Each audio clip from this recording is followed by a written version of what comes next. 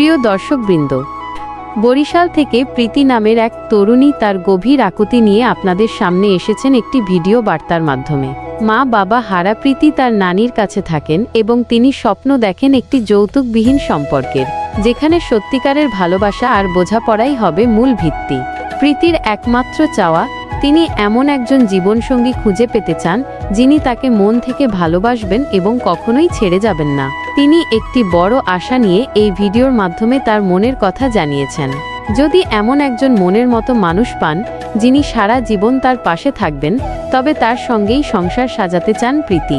তার কাছে বয়স বা চেহারা কোনো বিষয় নয়, তিনি কেবল এমন একজন সঙ্গী চান যিনি সবসময় তার পাশে থাকবেন, বিপদে আপদে তাকে আগলে রাখবেন।